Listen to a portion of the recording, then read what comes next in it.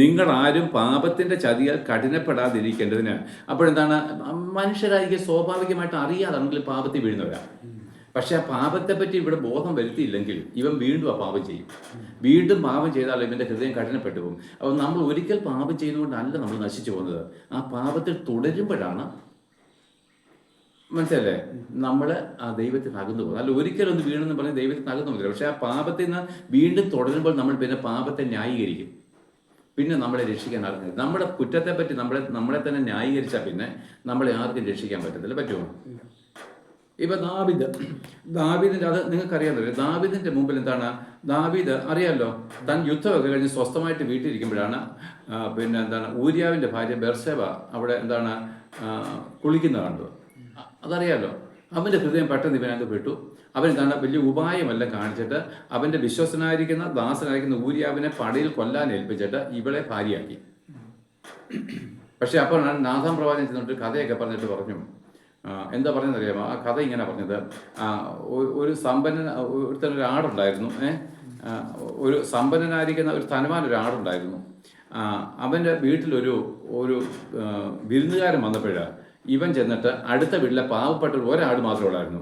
അതിനെ പിടിച്ച് കറി വെച്ച് കൊടുത്തെന്ന് പറഞ്ഞൊരു ഉപമ പറഞ്ഞു.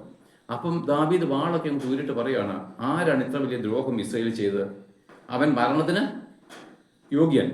അപ്പം നാഥാൻ പറഞ്ഞു, അത് മറ്റാരുമല്ല, നീ തന്നെയാന്ന് പറഞ്ഞു. ആ പാപി നീ തന്നെയാണ്. അപ്പം എന്താണ്, അവൻ സാഷ്ടാംഗം വീഴുകയാണ്. അപ്പം അവൻ പറഞ്ഞില്ല, അവൻ രാജാവ് എന്നുള്ള പദവിയിൽ നിന്നുകൊണ്ട് അവനെ തന്നെ എന്ത് ചെയ്തില്ല, നീതീകരിച്ചില്ല. പക്ഷെ നോക്കിയേ, അവൻ പറഞ്ഞു, ആ പാപിയിൽ ഒന്നാമനെന്ന് പറഞ്ഞപ്പോൾ 51-ാം സംഘത്തിന് അവിടുന്ന് ഉണ്ടായത്. എനിക്ക് അനുതാപം.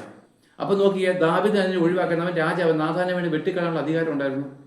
പക്ഷെ അവന് പിന്നെ ഒരിക്കലും ദൈവത്തിന് മുമ്പ് നിൽക്കാൻ പറ്റത്തില്ല. അപ്പൊ ഞാൻ മനസ്സിലായി കൂട്ടായ്മയിൽ ഇതല്ലേ ഞാൻ എന്താ ഇവിടെ പറഞ്ഞിരിക്കുന്നത്, നിങ്ങൾ ആരും പാപത്തിന്റെ ചതിയിൽ കഠിനപ്പെടാതിരിക്കുന്നത് ഇന്ന് എന്ന് പറയുന്നത് നാൾത്തോറും. അപ്പം നാഥാൻ പ്രവാചകൻ ചെന്നിവിടെ പറഞ്ഞില്ലെങ്കിൽ അവന്റെ പാപത്തിൽ രസിക്കുകയും അവന്റെ ഹൃദയം കഠിനപ്പെട്ടിരിക്കുകയും പിന്നെ ദൈവത്തിനോ മനുഷ്യനോ അവനെ നേരായ വഴി കൊണ്ടുവരാൻ കഴിയാതെ ഇരുന്ന് കഴിഞ്ഞാൽ അവനെങ്ങോട്ട് നരകത്തിൽ പോമേ. അപ്പൊ ഇതാണ് കൂട്ടായ്മ. നമ്മളൊരു പാപത്തിൽ ഇരിക്കുന്നവനെ പാപത്തെ പറ്റി ബോധം വരുത്തണമെങ്കിൽ തമ്മിൽ എന്താണ് ബുദ്ധി ഉപദേശിക്കണം. ഇതാ കൂട്ടായ്മ യോഗം എന്ന് പറഞ്ഞാൽ. അല്ലാതെ കൈയടിച്ച് എല്ലാവരും കൂടെ ബഹളം ഉണ്ടാക്കി പിന്നെ ഒരുത്തം പറയും, നിങ്ങൾ എന്തോന്ന് വന്നോണം കണ്ടോണം നിന്നോണം കേട്ടോണം പൊക്കോണം. ഇത് പള്ളിയിൽ ഇന്ന് പെന്തക്കോസ് ഇത് തന്നെ. പെന്തക്കോസിന്റെ അനുഭവം മുഴുവൻ തകർന്നു കിടക്കുക ഇപ്പം ഞാൻ പറയുകയാണ്.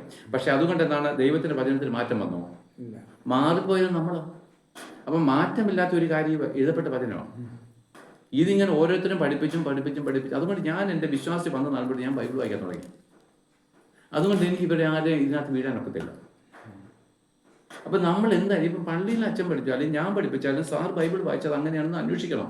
കാരണം തെറ്റിക്കൂടായ്മ എന്ന് പറഞ്ഞാൽ ഈ വചനത്തിനേ ഉള്ളൂ. അച്ഛന് തെറ്റത്തില്ലേ? തിരുമേനി തെറ്റത്തില്ലേ? പാസ്റ്റർ തെറ്റത്തില്ലേ? പൗലോസ് പറഞ്ഞു, ഞാൻ പോലും തെറ്റിപ്പോയേക്കാം, പക്ഷെ ഞാൻ എഴുതി തന്ന ഈ നിയമത്തിന് ഒരു മാറ്റമില്ല. അതുകൊണ്ടാണ് പറഞ്ഞത്, ഞാൻ നിങ്ങളോട് അറിയിക്കുന്ന ഈ സുവിശേഷത്തിന് വിരുദ്ധമായിട്ട് ഞങ്ങളാകട്ടെ, അല്ലേ, സ്വർഗത്തിൽ നിന്നൊരു ദൂതനാകട്ടെ മറ്റൊരു സുവിശേഷം അറിയിച്ചാൽ. അപ്പൊ ഞാൻ എഴുതി തന്ന ഈ വചനത്തിന് വിരുദ്ധമായിട്ട് നാളെ എനിക്ക് ബുദ്ധിപ്രമം തന്നിട്ട് ഞാൻ വേറെ വല്ലതും പറഞ്ഞാലും, എടാ പൗലോസ് അച്ഛനാണ് ഇന്നാൾ ഇത് തന്നത്, അപ്പോൾ പൗലോസ് ഇപ്പൊ ഇതാ പറഞ്ഞത്, നമുക്ക് ഇത് അംഗീകരിക്കാന്ന് പറഞ്ഞാൽ ഞാൻ ശപിക്കപ്പെട്ടന, നിങ്ങളും ശപിക്കപ്പെട്ടന. ഈ എഴുതപ്പെട്ട വചനമല്ലാതെ യാതൊന്നും ന്യായവിധിക്കായിട്ട് ദൈവം എടുത്തിട്ടില്ല.